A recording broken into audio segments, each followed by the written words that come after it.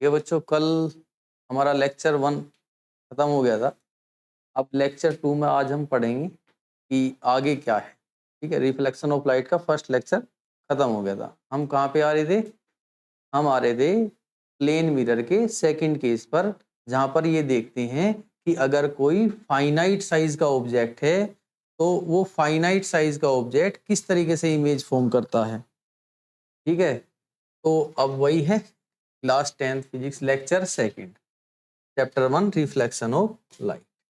तो हम यहाँ थे सेकंड केस पर, फाइनाइट साइज ऑब्जेक्ट।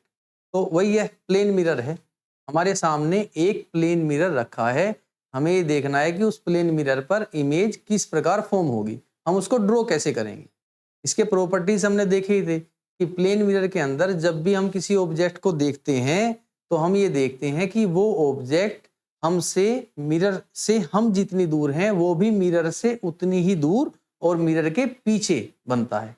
उसकी जो इमेज है वो मिरर के अंदर फॉर्म होती है और उसकी इमेज इसीलिए कैसी है? वर्चुअल है। वर्चुअल इमेज क्यों है? क्योंकि वो मिरर के अंदर फॉर्म हो रही है और मिरर के अंदर तो कुछ होता ही नहीं। जब मिरर के अंदर कुछ नहीं है तो मतलब वहां क्या है, एक तरीके से जो इमेज है वो तो होने के कोई चांस ही नहीं है। तो इसका मतलब जो इमेज है वो क्या है? एक प्रकार का भ्रम है। तो वही है, वर्चुअल इमेज फॉर्म होती है। तो वही वर्चुअल इमेज हम कैसे फॉर्म करते हैं वो देखते हैं। अच्छा, प्लेन मिरर रियल इमेज भी फॉर्म कर सकता है, उसको अभी देखते हैं, है ना। एक क्वेश्चन सीबीएसई में एक बार आया था, हम सबको पता होता है, यही पढ़ाया जाता है, सिलेबस में भी है, वैसा ही है कि प्लेन मिरर कैसी इमेज फॉर्म करेगा? वर्चुअल, है ना। लेकिन एक क्वेश्चन आ गया, क्या किसी तरीके से plane mirror real image form कर सकता है? आंसर इज यस, कर सकता है अगर ऑब्जेक्ट वर्चुअल हो। अब उसे देखेंगे किस प्रकार होगा बाद में, अभी देखते हैं। फाइनाइट साइज का ऑब्जेक्ट है हमारे पास, क्या है? एक प्लेन मिरर है। तो एक प्लेन मिरर है, प्लेन मिरर यहाँ पे फॉर्म कर लेते हैं। ये हमारे पास है एक प्लेन मिरर,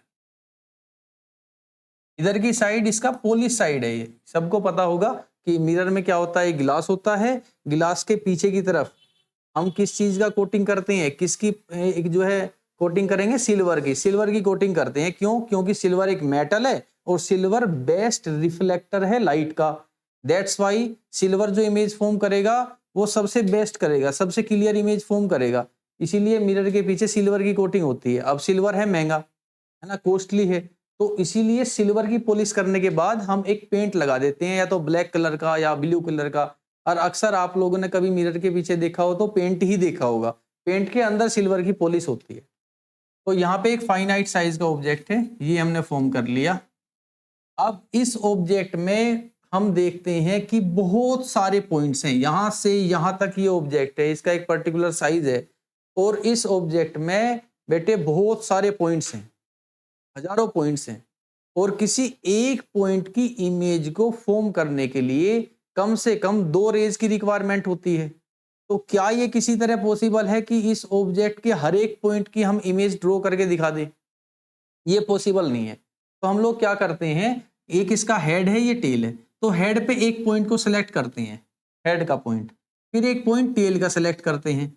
जहां पर इस पॉइंट की इमेज बनेगी वहां हम हेड ड्रॉ कर देंगे, जहां इस पॉइंट की इमेज बनेगी वहां टेल ड्रॉ कर देंगे। और बीच का ऑब्जेक्ट जो होगा उसका इमेज वैसे ही होगा जैसे इनके इमेज है, तो बीच की इमेज पूरी वैसे ही ड्रॉ कर देती है। तो हम इस ऑब्जेक्ट में से कितने पॉइंट्स की इमेज ड्रॉ करेंगे? 2 पॉइंट्स की। हर एक पॉइंट की इमेज ड्रॉ करने के लिए 2 रेज की रिक्वायरमेंट है। तो इस पॉइंट से भी 2 रेज निकलेंगी, इस पॉइंट से भी 2 रेज निकलेंगी, और वे 2 रेज जाकर जब रिफ्लेक्ट होंगी, वे रिफ्लेक्टेड रेज जहां मिल रही होंगी वहां पर इमेज फॉर्म होगी। तो सबसे सिंपल है, पहले इस पॉइंट का हम लोग इमेज ड्रॉ करते हैं। एक रे बिल्कुल स्ट्रेट फॉरवर्ड गई, जैसे गई वैसे ही ये वापिस आ गई। अगर कोई रे प्लेन सरफेस पर 90 डिग्री का एंगल फॉर्म करेगी तो उसका एंगल ऑफ इंसिडेंस 0 डिग्री होगा, और उसी का एंगल ऑफ रिफ्लेक्शन भी उतना ही होगा जितना एंगल ऑफ इंसिडेंस है, तो एंगल ऑफ रिफ्लेक्शन भी 0 होगा, और इसी हिसाब से वो वापस वही पाथ कवर करते हुए वापस आ जाएगी।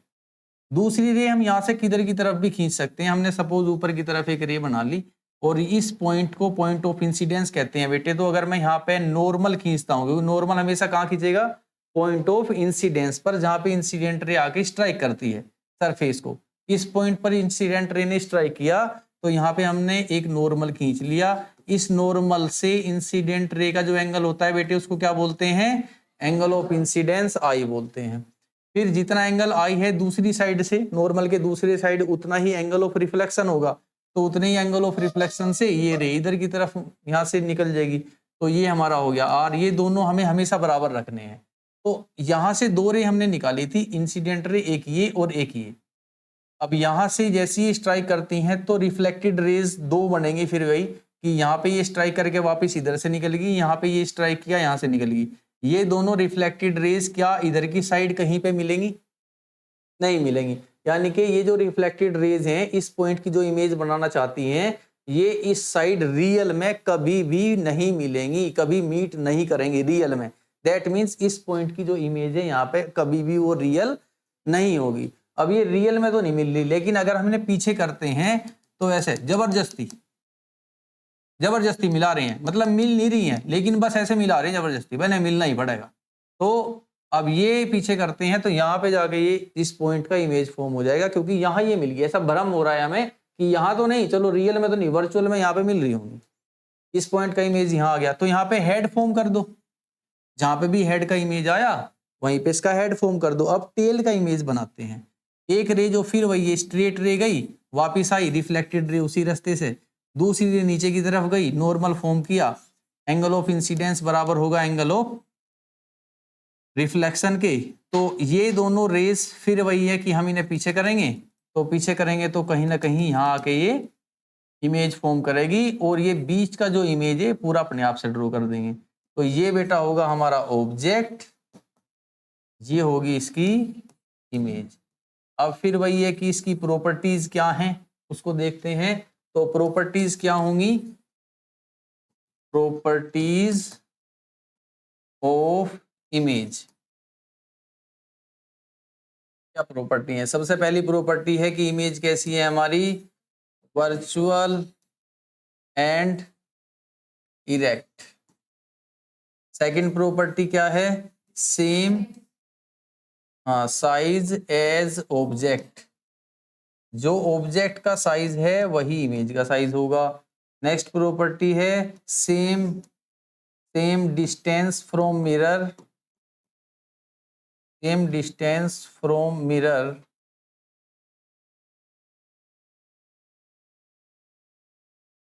As object.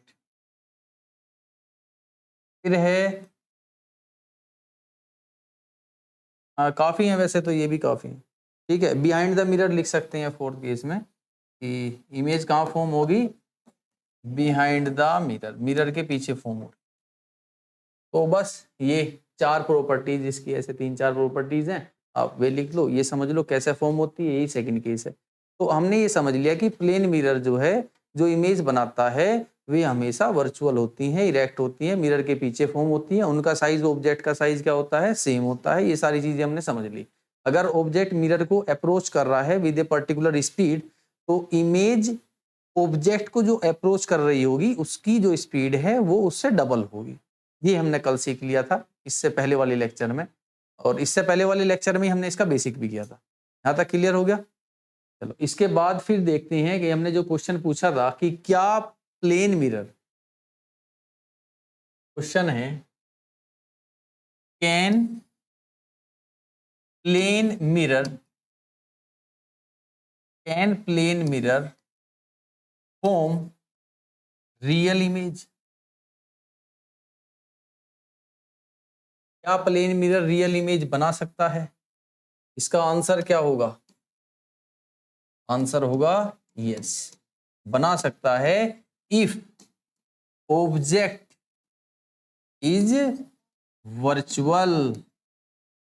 अगर ऑब्जेक्ट वर्चुअल है तब बना सकता है।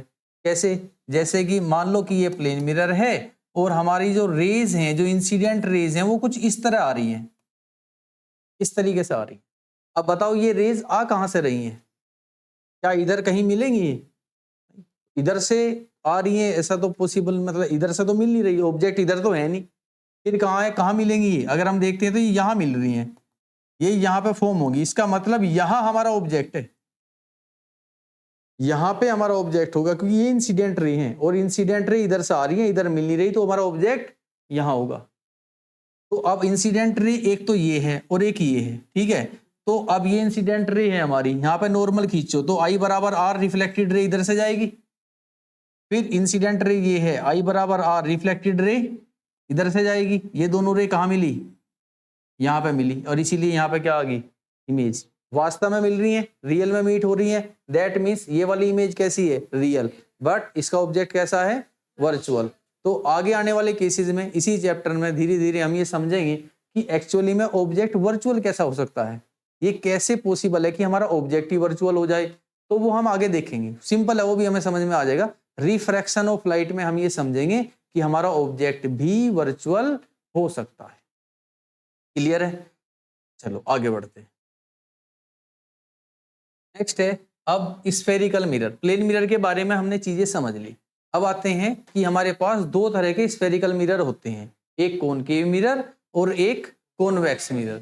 अब ये कहाँ से आई, हमें कैसे पता, मतलब ये स्फेरिकल मिरर हैं कहाँ से आए, कैसे हैं, तो क्या होता है, प्लेन मिरर तो ये बिल्कुल स्ट्रेट है, अगर कोई मिरर इस तरह का हो, इस तरह का, यानी कि उसका जो रिफ्लेक्टिंग सरफेस है वो कुछ ऐसा हो, है ना, बीच से दबा हुआ हो और बाहर की तरफ जिधर पॉलिश कर रखी है वो बाहर से ऐसा ऐसा हो, मतलब बाहर की तरफ, और ये दबा हुआ हो ऐसे, तो ये कैसा मिरर है, ये स्फेरिकल मिरर है, ये प्लेन नहीं है, ये कैसा है, स्फेरिकल, चाहे वो ऐसा हो या फिर ऐसा हो, वो कैसा मिरर है, स्फेरिकल। तो स्फेरिकल मिरर होते क्या हैं, तो स्फेरिकल मिरर है part of hollow imaginary glass sphere which is painted on one side. अब इसको समझते हैं पहले, तो होलो, यहाँ पे चार वर्ड हैं, होलो इमेजिनरी ग्लास स्फीयर, इसे समझेंगे, HIGS, ये HIGS जो है इसे लर्न कर लो, ठीक है, HIGS ये कई जगह डेफिनेशंस में यूज होगा, तो इससे सारी डेफिनेशन आपको लर्न हो जाएंगी साइड बाय साइड, HIGS। अब इमेजिन करते हैं कैसा स्फीयर है, होलो, दैट मीन्स अंदर से खाली है, ईयर है वहां पे, होलो, इमेजिनरी यानी कि काल्पनिक है, जो स्फीयर है वो काल्पनिक है, किस चीज का है, गिलास का है ना, और स्फीयर है, होलो इमेजिनरी ग्लास स्फीयर। अब इसे ऐसा समझ लो जैसे आपकी फुटबॉल है, तो फुटबॉल किस चीज की होती है, कपड़े की, और उसके अंदर क्या भरी होती है, एयर। अब उस कपड़े को आप ये समझो कि ये बाहर कपड़ा नहीं है, ये एक गिलास है जिसके आर पार हम देख सकते हैं, जैसे मूवीज वगैरह में नहीं होता है, जिस तरह की जो विचेस होती हैं वे ऐसे सामने की तरफ एक स्फीयर रखा रहेगा गिलास का, और उसमें ऐसे कुछ मंत्र मंत्र पढ़ती हैं, तो उसमें उन्हें दिख जाता है कि कौन कहाँ से आ रहा है, कि ये फॉरेस्ट में ऐसे जा रहा है, ये बंदा ये कर रहा है, वो कर रहा है ना, तो वो उसका जो है ना एक तरीके से क्या है, वो इंटरनेट है, वो जो पुरानी मूवीज है ना उसमें दिखाते हैं, तो मतलब यही है कि एक फुटबॉल जैसी शेप का, एक स्फेरिकल शेप का, एक गिलास का बना हुआ होलो स्फीयर है, एक गिलास का, बाहर फुटबॉल कैसी है, वो गिलास है, अंदर से खाली है, पारदर्शी ट्रांसपेरेंट है, और अंदर एयर है, तो इसको क्या कहेंगे, होलो, यानी कि अंदर से खाली है, होलो इमेजिनरी यानी कि वो काल्पनिक है, होलो इमेजिनरी ग्लास स्फीयर। बात समझ आ गई, तो इस तरह का है ना। तो अब उसका एक पार्ट, उसका एक हिस्सा, जैसे कि अब ये स्फीयर है और ऊपर से ऐसे किसी किसी चीज से उसको एक पार्ट, छोटा सा पार्ट ऐसे निकाल दिया, तो अब उस स्फीयर का आप छोटा सा पार्ट निकाल दोगे तो एक इस तरह की डिस्क जैसा कुछ आपके हाथ में आ जाएगा ऐसा, ठीक है, जो कि ट्रांसपेरेंट होगा। वो डिस्क मतलब डिस्क ऐसी जैसे कि ये नहीं है कि कैप्टन अमेरिका की जो शील्ड है, वो वैसी एक शील्ड आपके ऐसी कांच की बनी हुई आपके ऐसे आप देखोगे कि इस तरह की एक शील्ड है, समझ गए। तो होलो इमेजिनरी ग्लास स्फीयर का एक हिस्सा, ठीक है, जिसको किसी एक साइड से हमने क्या किया है, पेंट किया है, किसी भी एक साइड से, तो इस तरह की एक डिस्क है, तो इसको अगर आप बाहर से इधर से पेंट कर दोगे तो ये तो है कॉनकेव मिरर, अंदर से आप पेंट कर दोगे इस साइड से मिरर हो जाएगा ऐसा, तो ये है कॉन्वेक्स मिरर, ठीक है, दोनों स्फेरिकल मिरर हैं, तो वही डिस्क है, तो हम क्या कहेंगे इसको, a part of hollow imaginary glass sphere, ये पूरी एक ही है, HIGS, इसे याद कर लो, a part of hollow imaginary glass sphere, HIGS का एक हिस्सा, एक पार्ट जिसको पेंट किया गया है किसी एक साइड से, इसको क्या बोलते हैं, स्फेरिकल मिरर। अब कैसे, जैसे ये एक स्फीयर है ऐसा हम समझ लें, तो ये स्फीयर है तो इधर की तरफ से हम इसको पेंट कर दें। इधर क्या है, इसकी आउटर साइड है, हमने इसको किधर से पेंट किया, आउटर साइड से। और हमने इसका कितना पार्ट लिया था, यहां से यहां तक। मान लो हमने इतना सा पार्ट लिया, जिसको बाहर की तरफ से क्या कर दिया, पेंट, ये बाहर की तरफ से पेंट कर दिया, ठीक है। तो ये हमारा क्या है, कौन सा मिरर होगा, यहां से यहां तक का कॉनकेव मिरर होगा, क्योंकि ये इस तरह का है, बाहर से पेंट कर रखा है, अंदर से गिलास का है, तो ये इतना हिस्सा हमने निकाल दिया इसका ऐसे, और ये हमारा कॉनकेव मिरर हो गया। अगर मैं इसको अंदर से पेंट कर दूं, यहां से यहां तक मैं एक पार्ट लेता हूं और मैंने इसको अंदर से पेंट कर दिया, अब ये कैसा मिरर है, कॉन्वेक्स मिरर है। इधर से मिरर है, इधर से हमने पेंटिंग कर दी, तो ये हमारा हो गया कॉन्वेक्स मिरर, ठीक है। अब ये होलो इमेजिनरी ग्लास स्फीयर है, अगर ये एक स्फीयर है तो इस स्फीयर का कोई ना कोई सेंटर भी होगा, ये स्फीयर है तो इसका कोई ना कोई सेंटर भी होगा। अब इस स्फीयर के सेंटर को बेटा हम कहते हैं सेंटर ऑफ कर्वेचर, सेंटर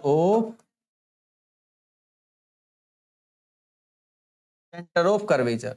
ये HIGS hollow imaginary glass sphere के सेंटर को हम कहेंगे सेंटर ऑफ कर्वेचर। और ये जो हमने मिरर लिए हैं यहाँ पे, इन मिरर्स के जो ज्योमेट्रिकल सेंटर है, इन मिरर्स का ज्योमेट्रिकल सेंटर, यानी कि यहाँ से यहाँ तक मिरर है और इस मिरर का ज्योमेट्रिकली सेंटर क्या होगा, ये होगा बिल्कुल एक बीच का पॉइंट। तो इस बीच के पॉइंट को, सेंटर को हम कहते हैं पोल, इसको कहेंगे पोल। इसका ये पोल है और इस मिरर का देखते हैं तो ये पोल है, इसका ये पोल है। अब जो लाइन पोल और सेंटर ऑफ कर्वेचर को ज्वाइन करते हुए पास होती है, जो लाइन सेंटर ऑफ कर्वेचर और पोल को ज्वाइन करते हुए पास होती है, इस लाइन को कहते हैं प्रिंसिपल एक्सिस, प्रिंसिपल एक्सिस। ये हमारी प्रिंसिपल एक्सिस है, सेंटर ऑफ कर्वेचर और पोल को ज्वाइन करते हुए जो पास होती है, ठीक है।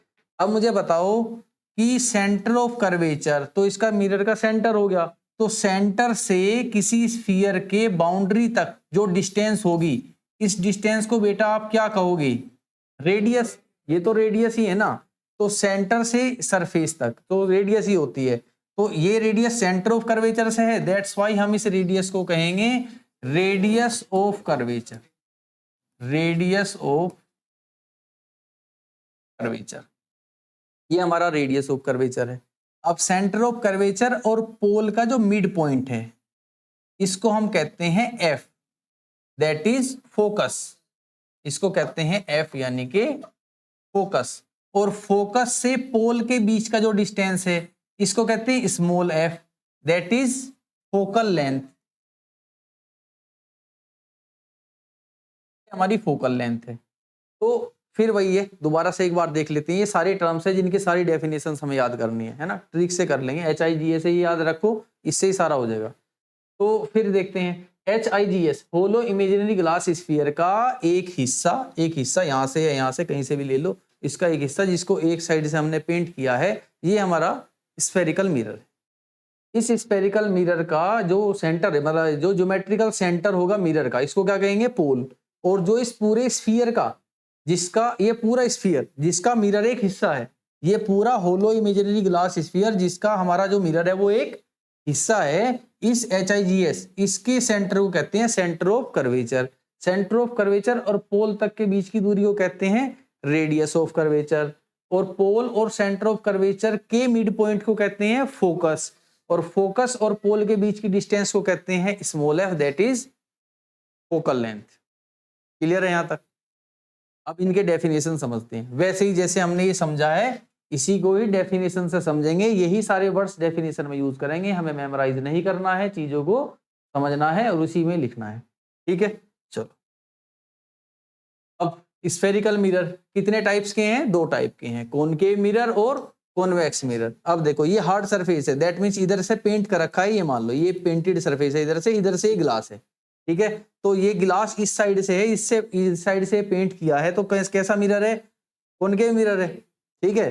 तो ये कॉनकेव मिरर है, इसको हमने पेंट किया है इस साइड से, दूसरी साइड से, इस साइड से हार्ड सरफेस है और इस साइड से गिलास है, इधर भी हार्ड है लेकिन गिलास इधर है, तो गिलास इधर है, तो ये इस तरह की गिलास है, यहाँ पे पेंट कर रखा है, ये कैसा मिरर है, कॉन्वेक्स मिरर है, क्लियर है? तो कॉनकेव मिरर का डेफिनेशन आप कैसे बनाओगे? कॉनकेव मिरर भी क्या है? A part of hollow imaginary glass sphere HIGS which is painted outside, जिसको बाहर से पेंट किया गया है, बाहर की तरफ से पेंट किया गया है।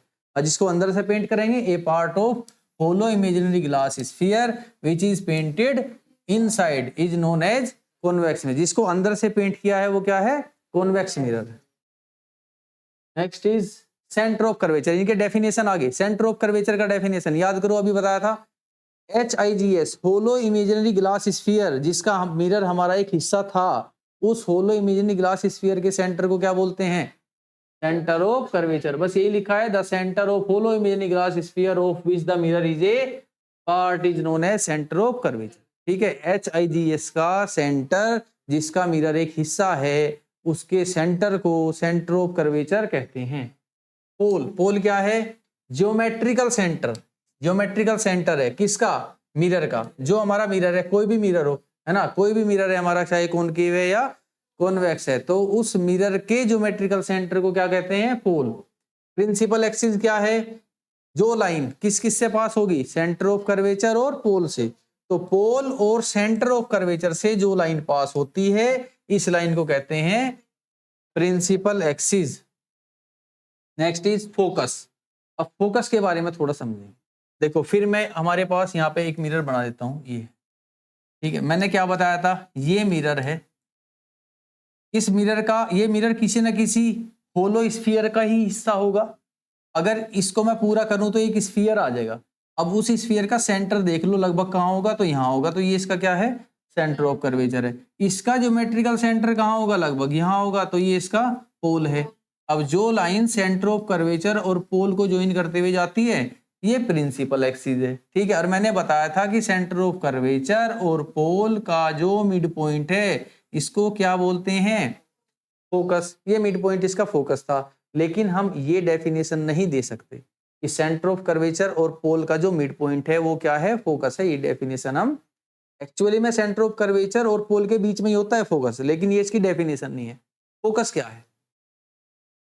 फोकस ये होता है अगर प्रिंसिपल एक्सिस के पैरेलल, प्रिंसिपल एक्सिस के पैरेलल कई सारी लाइंस बनाओ इंसिडेंट रे की। एक ये है, ये भी पैरेलल है ना, ये भी पैरेलल है, ये भी पैरेलल है। तो पैरेलल लाइंस ड्रॉ करते हैं। ये सारी लाइंस जो हमने खींची है, ये सारी की सारी इंसिडेंट रेज प्रिंसिपल एक्सिस के पैरेलल हैं। ये सारी रेज स्ट्राइक करने के बाद इस प्रिंसिपल एक्सिस के एक ही पॉइंट से पास होती है। सारी रेज इस प्रिंसिपल एक्सिस के एक ही पॉइंट से पास होती हैं, चाहे वो पैरेलल रे कहीं भी हो पूरे मिरर में। तो ये वाली रे जैसा आई, स्ट्राइक होने के बाद फोकस से निकली, ये आई तो ये भी स्ट्राइक करने के बाद यहीं से निकली, ये भी यहीं से निकली, और सॉरी ये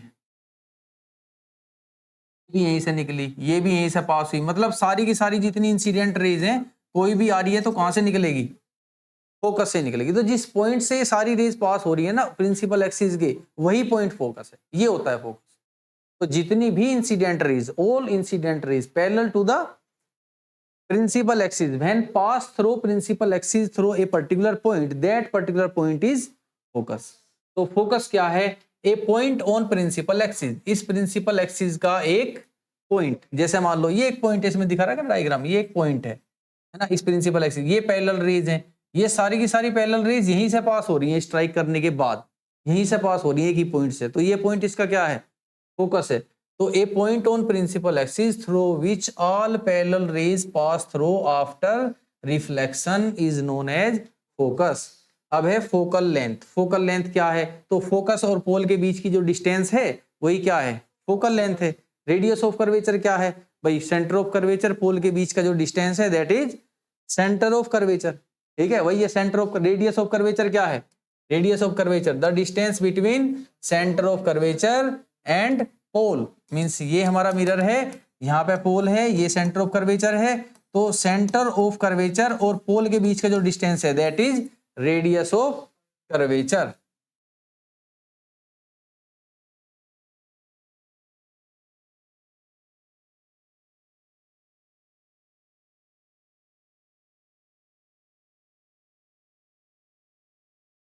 दोबारा बताता हूं, देखो इसे, रेडियस ऑफ कर्वेचर क्या होगा? ये हमारा है मिरर,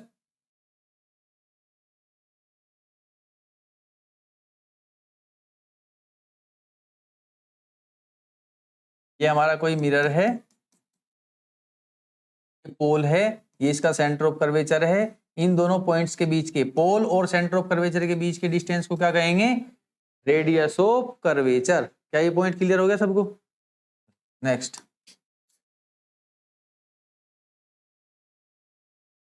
है cases of concave mirror.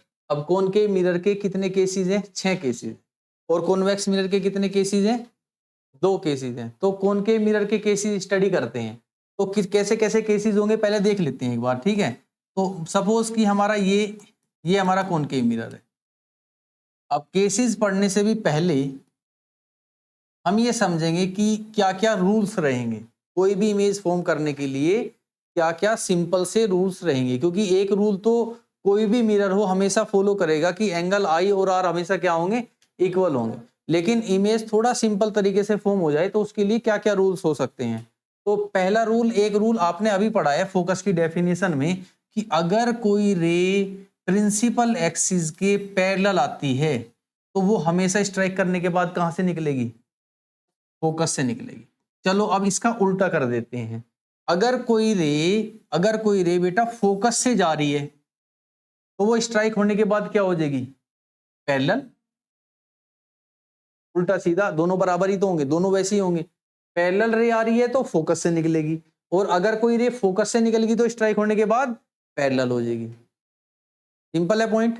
Parallel I, incident ray के पैरेलल, प्रिंसिपल एक्सिस के पैरेलल आती है इंसिडेंट रे, तो स्ट्राइक करने के बाद फोकस से निकलेगी। और फोकस से निकलती है कोई रे इंसिडेंट रे, तो स्ट्राइक करने के बाद जो रिफ्लेक्टेड रे होगी वो उसके पैरेलल हो जाएगी। ठीक है। सेकंड पॉइंट नेक्स्ट देखते हैं। नेक्स्ट और क्या पॉइंट रहेगा? ये एक पॉइंट है, ये एक इसका मान लो कि आप एक सिंपल सा पॉइंट है जिसके मदद से हम लोग इमेजेस को फॉर्म करेंगे। ये हो गया। अब दूसरा पॉइंट क्या है? अगर कोई रे सेंटर ऑफ कर्वेचर से जा रही होगी तो वो स्ट्राइक करने के बाद उसी पाथ से वापस आ जाएगी। वैसा क्यों है? क्योंकि मैंने बताया था कि अगर मैं इस मिरर को, अगर मेरे पास ये एक होलो इमेजिनरी ग्लास स्फीयर है बेटा, और यहां से यहां तक का मेरे पास एक मिरर है, तो इस होलो इमेजिनरी ग्लास स्फीयर के बेटे सेंटर को मैं क्या कहता हूं? Centre of curvature. ये इसका प्रिंसिपल एक्सिस है। मुझे बताओ कि सेंटर ऑफ कर्वेचर जब स्फीयर के किसी भी पॉइंट पर कोई लाइन हम ड्रॉ करेंगे तो वो तो इस स्फीयर की पूरी रेडियस होगी, और रेडियस किसी स्फीयर पर या सर्कल पर किसी भी पॉइंट पर कितना एंगल फॉर्म करती है? 90 डिग्री। अगर आप कहीं भी खींच लोगे, यहां से कहीं भी लाइन खींचोगे तो वो पूरे स्फीयर पर हर जगह कितना एंगल फॉर्म कर रही होगी? 90 डिग्री का एंगल फॉर्म कर रही होगी। तो अगर कोई रे सेंटर ऑफ कर्वेचर से जाकर मिरर पर टकराती है तो वो ऑटोमेटिकली 90 डिग्री पर टकराती है। 90 डिग्री पर परपेंडिकुलरली कोई रे किसी सरफेस पर टकराएगी तो उसका एंगल ऑफ इंसिडेंस कितना होगा? 0। तो एंगल ऑफ रिफ्लेक्शन भी क्या होगा? 0। तो वो उसी पाथ को फॉलो करते हुए वापस आ जाएगी जिस रास्ते से जा रही है। अगर सेंटर ऑफ कर्वेचर से निकलेगी तो वैसे ही वापस आ जाएगी। ये इसका सेकंड पॉइंट हो गया। थर्ड और लास्ट पॉइंट देखते हैं कि अगर हमारे पास फिर एक मिरर है, ये हमारा पोल है, ये सेंटर ऑफ कर्वेचर है, ये फोकस है, तो क्या देखते हैं कि अगर कोई रे अगर हम पोल पे भी लेकर आते हैं तो जितना एंगल हमारा यहाँ पे आई होगा उतना ही एंगल नीचे से क्या लेंगे?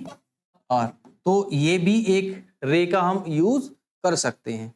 अब मैं जो डायग्राम बनाता हूं, देखो कुछ टीचर्स हैं जो इस कंसेप्ट का यूज करते हैं और इस कंसेप्ट का यूज करते हैं, क्योंकि किसी भी पॉइंट का इमेज ड्रॉ करने के लिए हमें एटलीस्ट 2 रेज की रिक्वायरमेंट है। तो आप वे 2 रेज यहां से और यहां से भी चूज कर सकते हैं, या यहां से और यहां से भी चूज कर सकते हैं। मैं वे 2 रेज चूज करता हूं, एक पॉइंट यहां से लेता हूं और एक यहां से, क्योंकि ये लेने के बाद आपको बार बार रिपीट ही करना है, किसी में भी कोई चेंज नहीं करना पड़ेगा। क्लियर है? अब इमेजेस फॉर्म करते हैं।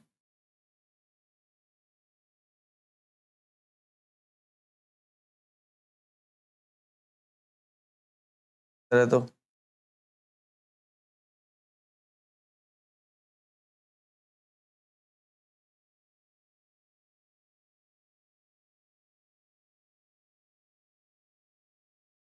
पहली इमेज फॉर्म करते हैं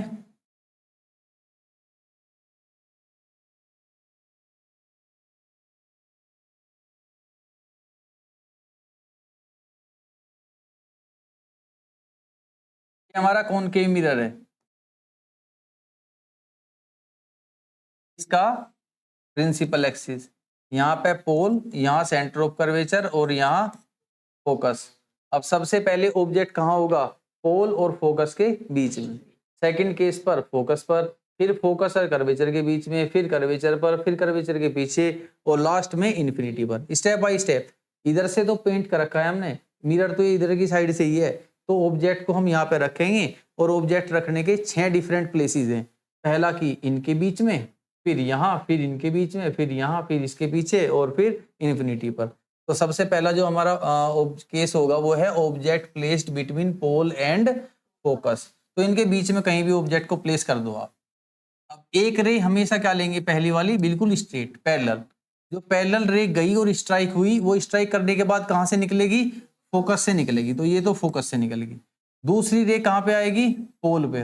पोल पे जितना एंगल आई है उतना ही क्या होगा, आर। ये दोनों एंगल इक्वल होंगे।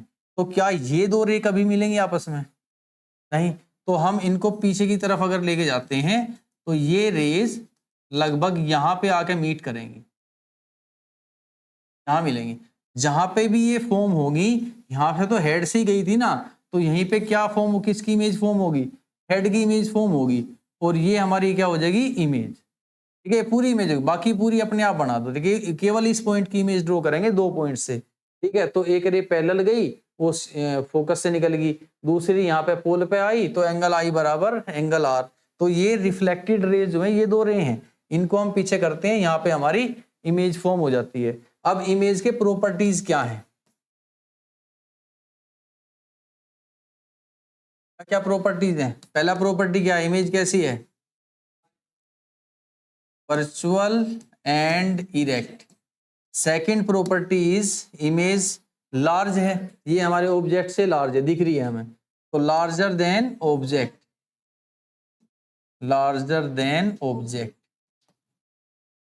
ठीक है, next behind the mirror, behind the mirror.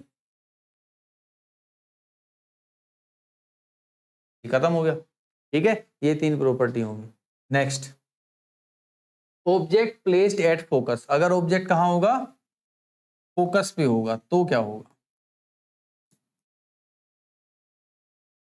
पोल है, सेंटर ऑफ कर्वेचर और यहाँ है फोकस। अब इस फोकस पर ही ऑब्जेक्ट रखा है, तो हमें तो यहाँ से 2 रे निकालनी है।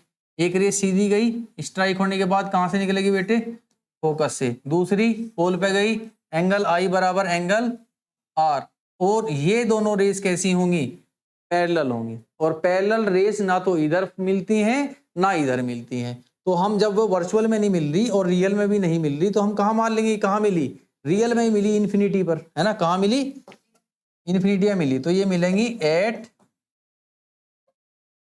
इन्फिनिटी, इन्फिनिटी पर मिलेंगी। ठीक है, तो इन्फिनिटी में मिलेंगी तो उसका साइज क्या हो जाएगा, बहुत ज्यादा लार्ज। सपोज यहां मिलती है तो साइज ये है, यहां मिलेंगी तो साइज ये है। अब जितनी दूर मिलेंगी उतना ही ज्यादा साइज क्या हो जाएगा, बहुत ज्यादा हो जाएगा। तो इसके प्रॉपर्टीज क्या होंगे, प्रॉपर्टीज क्या होंगे, इमेज कहां कैसी है, image real and inverted.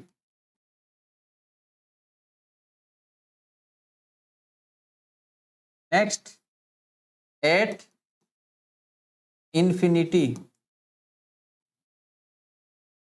Next और एनलार्ज्ड। एनलार्ज्ड का मतलब है काफी लार्ज इमेज होगी। तो इन्फिनिटी पे होगी, रियल इन्वर्टेड होगी और काफी बड़ी इमेज होगी, इतनी बड़ी इमेज होगी कि वो दिखाई नहीं देगी। मतलब जब हम किसी एक ऑब्जेक्ट को जूम करते रहें, उसको बड़ा करने के लिए करते जाओ करते जाओ करते जाओ, एक पॉइंट पे वो ऑब्जेक्ट का क्लियरिटी इतना कम हो जाएगा कि वो हमें दिखाई नहीं देगा। ठीक है, तो इन्फिनिटी बनेगी, लगभग बहुत ज्यादा फेड हो जाएगी, एनलार्ज होगी। और बस आज यहीं तक करते हैं, बाकी चारों केस कल स्टडी करेंगे।